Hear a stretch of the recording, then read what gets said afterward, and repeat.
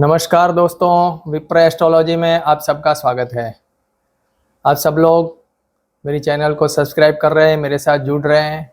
आप सबका बहुत बहुत धन्यवाद। मेरे वीडियो को बहुत लोग पसंद कर रहे हैं, बहुत सारे कमेंट्स आ रहे हैं, तो मुझे बहुत ही अच्छा लगता है। आज हम नक्षत्र सीरीज़ में आगे बढ़ते हैं और आज का जो हमारा नक्षत्र है वो आश्लेषा नक्षत्र है। तो आज हम आश्लेषा नक्षत्र के बारे में बात करेंगे। ये जो नक्षत्र में 9 तारा चक्र है, यानी 9 नक्षत्र, पहले 4 राशि में, फिर 9 बाकी की 4 राशि में और फिर दूसरे 9। तो ये 9 तारा में 27 नक्षत्रों की बात करें तो उसमें ये 9 तारा में पहला जो राउंड है 9 तारा का, उसमें ये आखिरी है। यानी यहाँ पे कर्क राशि समाप्त होती है और फिर सिंह राशि, फिर से अग्नि तत्व शुरू होगा। तो ये कर्क राशि में आता है आश्लेषा नक्षत्र और 9 तारा चक्र का ये आखिरी नक्षत्र कहा गया है। वैसे 9 नंबर का नक्षत्र है, अश्विनी से गिनते हैं तो 9वें नंबर का नक्षत्र है। तो इस नक्षत्र के बारे में हम आज बात करेंगे। हो सकता है थोड़ा वीडियो 25 मिनट का हो जाए, लेकिन आप पूरा ध्यान से देखिए तो ही इस नक्षत्र के बारे में जान सकेंगे। और ये नक्षत्र बहुत ही महत्वपूर्ण है, इसको जानना बहुत ज़रूरी है, क्योंकि हमारे जीवन के कुछ अनसुलझे पहलू और अनसुलझे जो बीमारियां भी होती है, जो मेडिकल साइंस में भी चैलेंज आती है, मेडिकल साइंस भी जो कुछ उसका इलाज नहीं कर सकते, वो सब भी इस नक्षत्र से कई बार जुड़ी हुई देखी गई है मैंने। तो शुरू करते हैं। सबसे पहले हम ये बात करें कि आश्लेषा का अर्थ क्या है। तो इसका अर्थ ही यही है कि आश्लेष में लेना, यानी आलिंगन देना, चिपकना, लिपटना। ये आश्लेषा का अर्थ है। कुंडली मारना यानी पूरा जकड़ लेना, उलझन पैदा कर देना। और हम सब जानते हैं कि कुंडली कौन मारता है एकदम पूरा राउंड पकड़ के, तो ये है सर्प। तो इस नक्षत्र में, इस नक्षत्र का चिन्ह भी सर्प है और इस नक्षत्र के देवता भी सर्प देव है, यानी नाग देव है या सर्प कहो। तो सर्पों से जुड़ा हुआ यह नक्षत्र है। सर्प या नाग देवों से, नाग देवता से जुड़ा हुआ ये नक्षत्र है। अब नाग देवता से जुड़े हैं तो मैं इसकी थोड़ी सी शुरुआती जो बात कर दूं कि हम जैसे ही नाग या सर्प की बात करते हैं तो तुरंत हमारे दिमाग में एक जहन आता है कि वो बिल में रहता है, जमीन में रहता है, अंदर छुप के रहता है। तो जमीन के अंदर अंडरग्राउंड एक्टिविटी से जुड़ा हुआ है। जहर होता है, चाहे कई सांप जहरीले नहीं होते, फिर भी हम डर जाते हैं कि इसकी जहर हमें परेशान कर देगा या मार देगा। तो जहर उगलना या जहरीलापन, वो ये इस नक्षत्र के गुण हैं, क्योंकि सांप है। कि तो सांप केवल उसके नेगेटिव पॉइंट से ही नहीं देखे जाते, उसके पॉजिटिव पॉइंट से भी हम देखते हैं। तो उस समझने के लिए, क्योंकि ये नक्षत्र भौतिक और आध्यात्मिक दोनों के साथ बहुत अच्छी तरह से जुड़ा हुआ है। भौतिकवाद नो डाउट ज़्यादा है, आध्यात्मिक कम है, किंतु अगर वो अच्छा डेवलप हो गया तो आध्यात्मिकता में नंबर 1 है, क्योंकि ये चतुर्थ राशि है काल पुरुष की। तो सबसे पहले हमें समझना पड़ेगा, 4 नाग के बारे में मैं बात करूंगा तो आपको बहुत कुछ समझ में आ जाएगा। वैसे तो हमारे पुराणे और वेदों में बहुत सारे सर्प और नागों के बारे में बात किया हुआ है, किंतु हम सब के बारे में चर्चा नहीं करते, हमारे पास उतना समय नहीं है। 4 नाग के बारे में बात करते हैं। सबसे पहला जो है मैं बात करूंगा, जो सर्प है, वासुकी। कृष्ण भगवान ने गीता जी में भी कहा है कि सर्पानाम हम वासुकी, ऐसा कुछ श्लोक है, यानी सर्पों में मैं वासुकी हूँ। और वासुकी जो नाग है या सर्प है, उसका उपयोग कहाँ हुआ था? समुद्र मंथन में मद्राचल पर्वत को घुमाने के लिए। एक और देवों ने पकड़ा था और एक और दानवों ने पकड़ा था और रस्सी के तौर पे उसको यूज किया गया। तो कितना बलशाली और कितना शक्तिशाली और कितना ताकतवर वो वासुकी नाग होगा, वो जो उसने पूरा लपेट लिया, आश्लेष में ले लिया। किसको ले लिया? तो मंदराचल पर्वत को उसकी कुंडली मार दी, पूरा उसको बांध दिया और फिर वो रस्सी के तौर पे यूज हुआ। जगत के कल्याण के लिए उसने भी अपना सहयोग दिया, संसार के कल्याण के लिए, क्योंकि समुद्र मंथन से बहुत सारी चीजें बाहर आई जिससे कि जगत का कल्याण हुआ। तो वो जब जगत के कल्याण के लिए अपने आप को कष्ट देते हैं, उन्होंने खूब कष्ट अपने आप को दिया उसमें रस्सी के तौर पे काम करके, तब वो आध्यात्मिकता की ओर आगे बढ़ते हैं और भगवान शिव का आभूषण बनके उनके गले में फिर वो हमेशा के लिए स्थायी रहते हैं। ये वासुकी नाग है जो शिव के गले में होता है।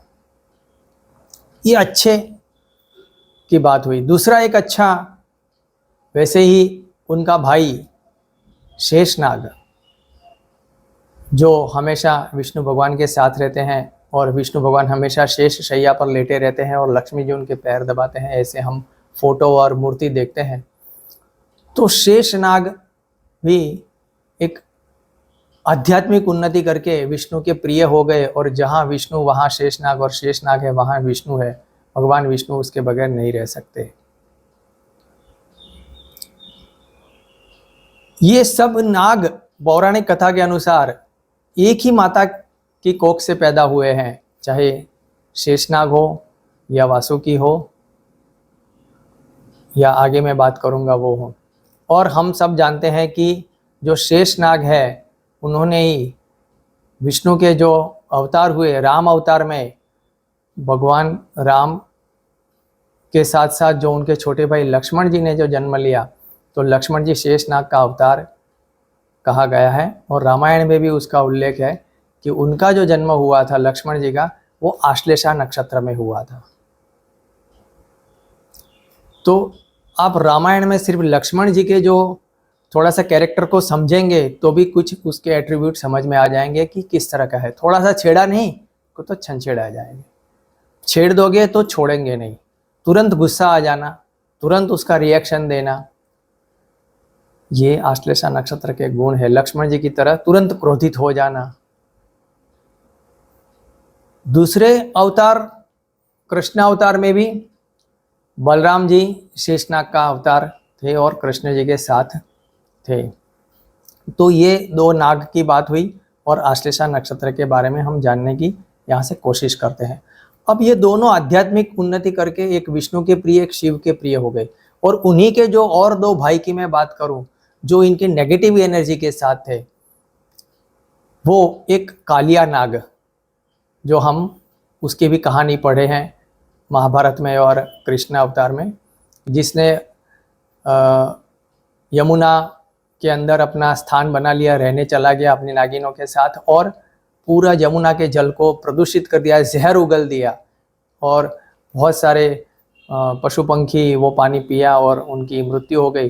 तब कृष्ण भगवान ने यमुना के अंदर जाके उसको मर्दन किया, यानी कालिया मर्दन की जो कहानी हम पढ़ते हैं, कालिया को साथ युद्ध किया और उसको मारा और फिर उसको ठिकाने लाए।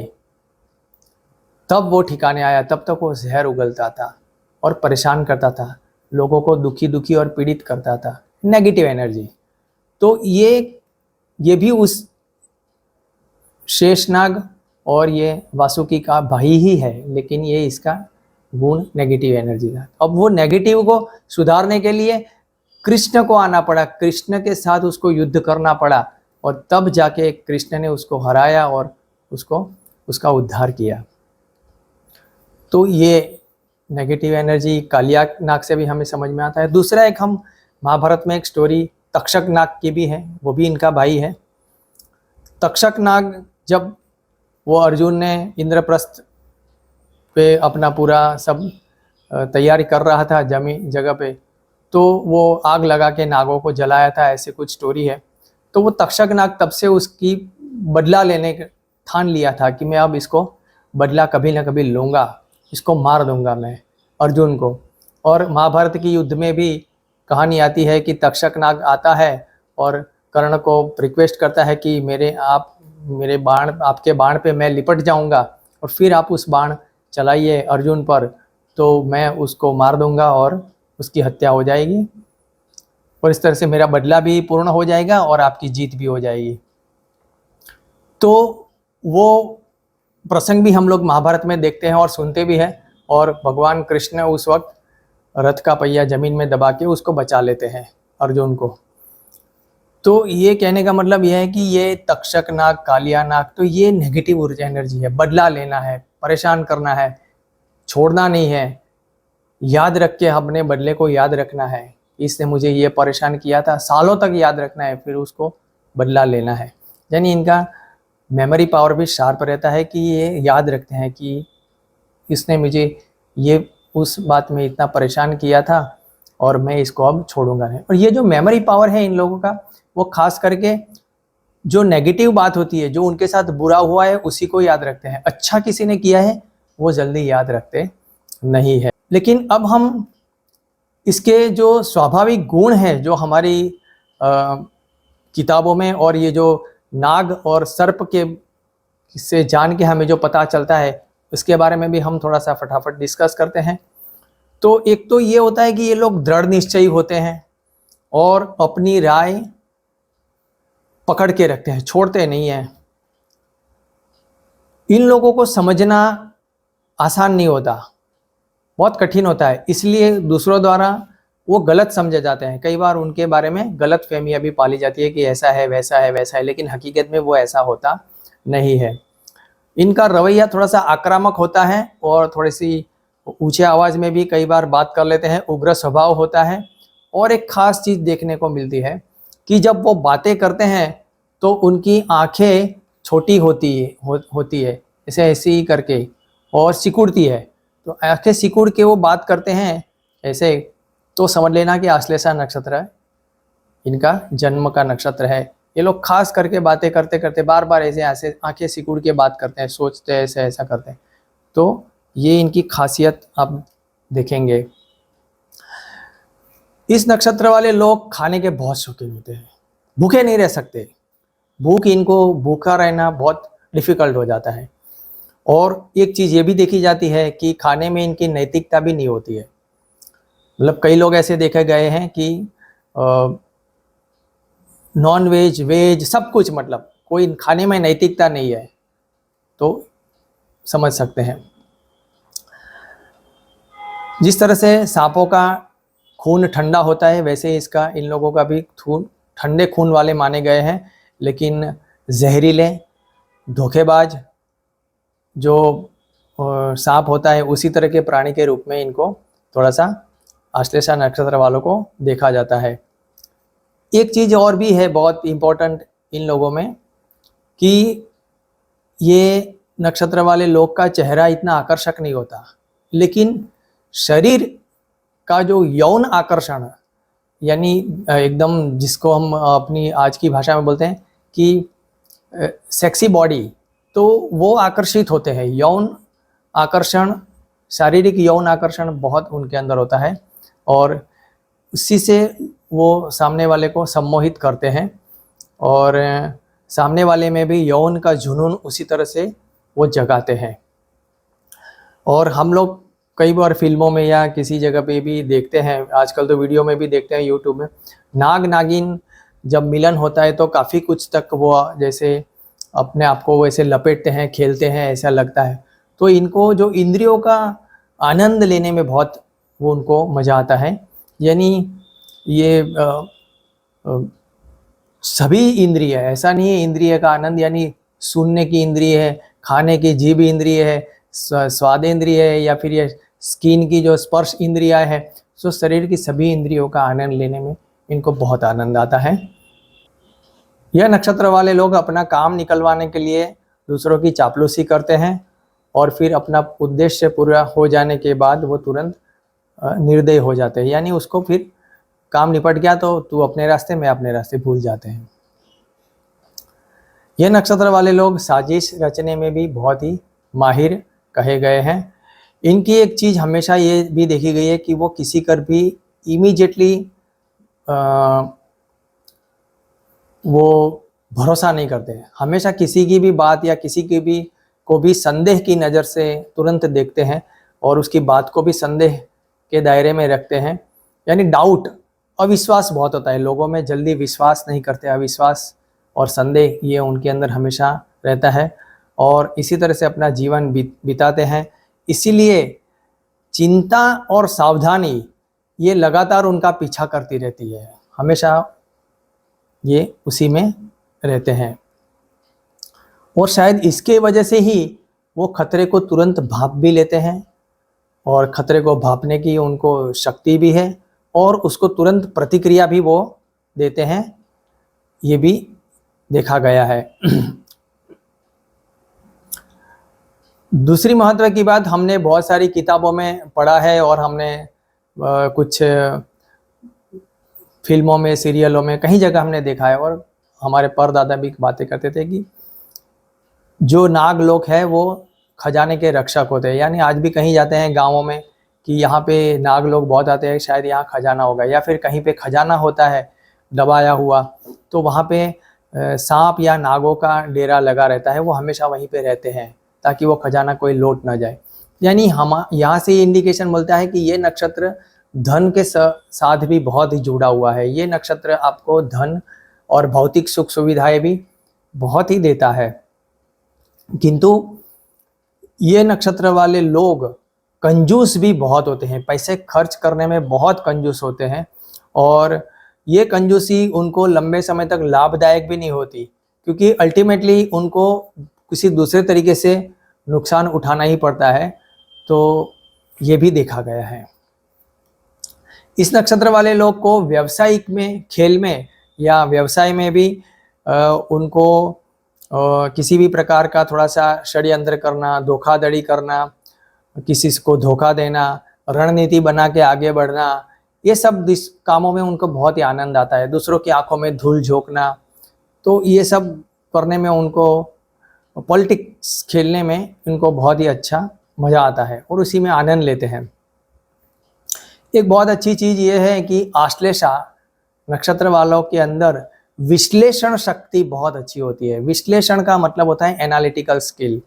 तो ये लोग बहुत ही एनालिटिकल होते हैं, बहुत ही अच्छी एनालिसिस करते हैं और किसी भी टॉपिक पे बहुत ही टू द पॉइंट और सिस्टमेटिक स्टेप बाय स्टेप वो पूरा एनालिसिस करते हैं। और कोई भी टॉपिक हो तो उसको बारे में जानने के बारे में भी एक के बाद एक कड़ी जोड़ते हैं और पूरा एक कहानी को रूप देते हैं कि यहाँ से ये पॉइंट मिलता है, यहाँ से ये पॉइंट मिलता है और ये सब जोड़ के पूरा ये स्टोरी ये बनता है। कहने का मतलब कुछ विश्लेषण करना किसी भी चीज़ का और उसमें से कुछ खोजबीन करना, ढूंढ निकालना कि हाँ इसका ये अर्थ होता है या ये मीनिंग होता है।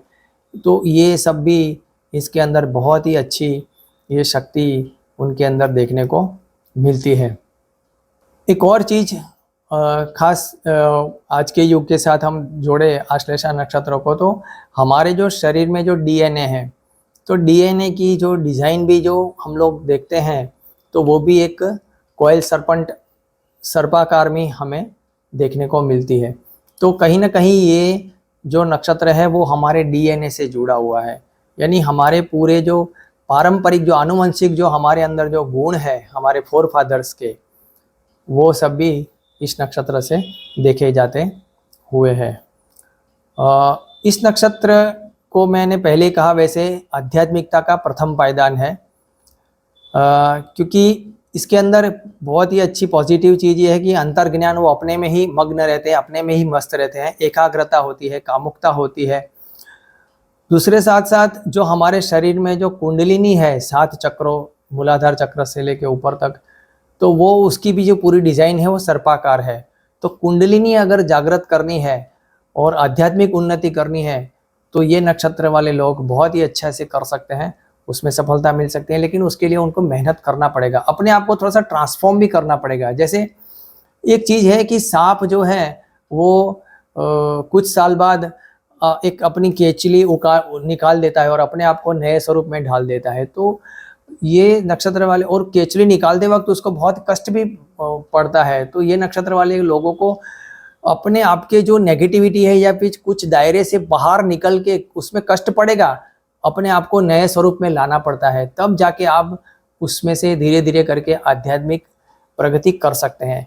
क्योंकि ये नक्षत्र जो हमारे पिछले जन्म से हमारे द्वारा जो कर्म किए गए हैं पिछले जन्मों के, उसकी वजह से वर्तमान में इस जन्म में हमें जो बदलाव करना है अपने आप में, वो दर्शाने का काम भी इस नक्षत्र का है। इसलिए हमें अपने आप में बदलाव तो करता रहना पड़ेगा, जो हमारे भले के लिए होगा, हमारे अच्छे के लिए होगा।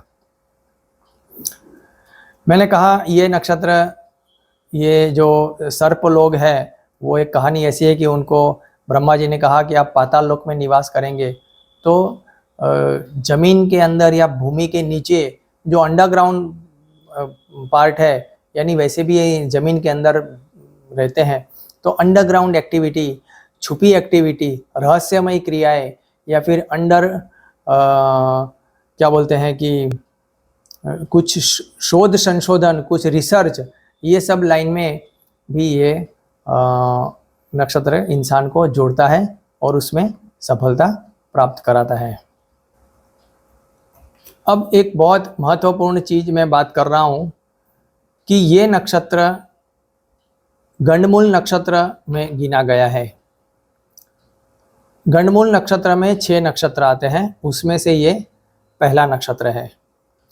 अब जो गंडमूल का जो दोष लगता है, वो किताबों में जो कहा गया है, वो करीब करीब 28-29 डिग्री से लेकर 30 डिग्री तक, यानी हर एक नक्षत्र के 4 चरण होते हैं, इसके भी 4 चरण है।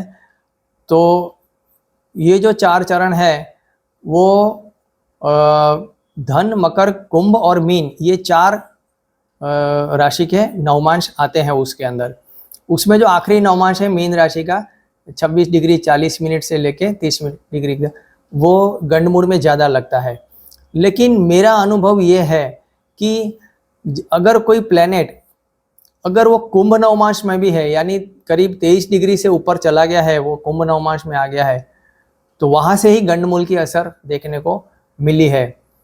क्योंकि यहाँ जो गंडमूल जो पार्ट है, आखिरी अंश जो 28 से 30 अंश 29 डिग्री का, जो अगर वहाँ पे कोई प्लेनेट आ जाता है, खास करके चंद्र आता है, तो गंडमूल नक्षत्र में जन्म हुआ ऐसा करके फिर उसकी विधि करवाते हैं, शांति विधि, क्योंकि वो हमें बहुत सारी पीड़ाएं देता है, उसके साथ साथ बहुत सारी कैलामिटीज भी लेके आता है। तो लेकिन ये चीज़ मैं अपने प्रैक्टिकल एक्सपीरियंस से कह रहा हूँ कि ये गंडमूल वाला जो पार्ट है 28-29 डिग्री का, अब वहाँ पे अगर चंद्र नहीं, अगर मान लो कि कोई गुरु आ गया या शुक्र आ गया, मंगल आ गया, शनि आ गया, ये कोई प्लेनेट भी आ गया है, और अगर वो कुंडली में भी कोई बुरे भाव में या बुरी तरह पीड़ित है, तो उस ग्रह रिलेटेड भी उस इंसान को शारीरिक कष्ट देखने को मिले हैं। जैसे अगर मान लो बुध आ गया है, तो बुध हमारी त्वचा, तो त्वचा रिलेटेड कोई बीमारी आ जाती है और वो असाध्य होती है, डॉक्टर के लिए वो चैलेंज होती है। या फिर चेता तंत्र, हमारी नर्वस सिस्टम में कोई प्रॉब्लम कर देता है। अगर शनि आ गया तो हमारे जो मज्जा है, स्नायु मज्जा, वो खराब हो जाते हैं। और अगर मंगल आ गया तो हमारे मसल्स भी देखने को मिले गए हैं, मसल्स में प्रॉब्लम आती है, बीट हीमोग्लोबिन की कमी आती है, हीमोग्लोबिन में प्रॉब्लम होता है। तो इस तरह से अलग अलग उसमें पहलुओं में, जैसे अगर सूर्य भी आ गया तो सूर्य हमारी आँख या हड्डी दिखाता है, हार्ट भी दिखाता है, तो हार्ट रिलेटेड प्रॉब्लम या हड्डियों में कोई ऐसा बीमारी आ जाती है जो चैलेंजिंग होती है, हड्डी बार बार वीक हो जाना या बार बार उसमें वो प्रॉब्लम आ जाना, तो ये चैलेंजिंग नक्षत्र है और चैलेंजिंग गंडमूल है। तो ये गंडमूल वाले पार्ट के अंदर अगर कोई भी प्लेनेट आता है तो उसका असर मैंने प्रैक्टिकली बहुत सारी कुंडलियों में देखा है। ये मैं कह रहा हूँ, ये खास करके ज्योतिष के विद्यार्थियों के लिए आप ध्यान रखें। सिर्फ चंद्र वहाँ आ जाने से ही गंडमूल का दोष नहीं लगता, दूसरा कोई प्लेनेट आ जाने से भी गंडमूल की असर दिखती है और उसको वो प्रभाव शारीरिक शरीर में जो उसका कोई बीमारी के साथ उसको जोड़ देता है। ये खास रखे। उसके लिए उसकी खास करके जो भी हमारे शास्त्रों में कहा गया है उस हिसाब से उसकी विधि विधान करने से या शांति करने से शायद उसका कोई हल निकल सकता है। अब इस नक्षत्र के जो देवता है वो आप सब लोग, मैंने पहले कहा, वो सर्प है, सर्पदेव। तो इनका जो मंत्र है, नक्षत्र मंत्र, वो है ओम सर्पेभ्यो नमः। तो अगर इस नक्षत्र में आपका कोई प्लेनेट पीड़ित है या इस नक्षत्र की कोई आपके पास बुरी असर आती है तो ओम सर्पेभ्यो नमः मंत्र का जाप आप करते रहें। दिन में 1 माला अवश्य करें। कोई नाग देवता का मंदिर हो स्पेशल, वहाँ पे जाके दर्शन करें। हमारे गुजरात में इसको गोगा बापा का मंदिर कहते हैं, वहाँ जाके दर्शन करें, उनकी आशीर्वाद लें। इसके साथ साथ राम लक्ष्मण का जो फोटो होता है उसको आशीर्वाद लें, उनको हर रोज दर्शन करें, क्योंकि राम और लक्ष्मण, मैंने कहा, शेषनाग के अवतार है। तो उन दोनों भाइयों का कुछ घर में फोटो हो या मूर्ति हो, उनके भी आशीर्वाद लें। इस नक्षत्र के गोत्र ऋषि जो है वो ऋषि वशिष्ठ है, जो राम जी के भी और लक्ष्मण जी के भी गुरु थे। इस नक्षत्र के साथ जुड़े हुए जो शारीरिक अंग है वो आमतौर पर हड्डियाँ की जो जॉइंट्स है, हमारे हड्डियों में जितने भी जॉइंट्स है वो खास करके इस नक्षत्र के साथ जुड़े हुए हैं। चाहे वो एल्बो हो, नी हो, इन उंगलियों के जॉइंट्स हो, कोई भी, तो ये जॉइंट्स उसके साथ है। और उसके साथ साथ नाखून और कान भी इस नक्षत्र के साथ जुड़े हुए हैं। इस नक्षत्र की वनस्पति जो है वो नाग केसर है और कई जगह नाग चंपो भी है। तो ये जो नाग चंपो या नाग केसर वनस्पति है उसी की समिधा लेके ओम सर्पेभ्यो नमः उनका जो नक्षत्र मंत्र है वो ले, उससे हम अगर आहुति देके एक छोटा सा शांति हवन कर सकते हैं तो इस नक्षत्र की जो मेलिफिक इफेक्ट है उससे हमें काफ़ी कुछ राहत अवश्य मिल सकती है। तो आशा रखता हूँ आप सबको आज का ये वीडियो बहुत पसंद आया होगा। आप सब लोग मेरे चैनल को सब्सक्राइब कर लीजिए, लाइक कर दीजिए, शेयर कर दीजिए। बहुत बहुत धन्यवाद। नमस्कार।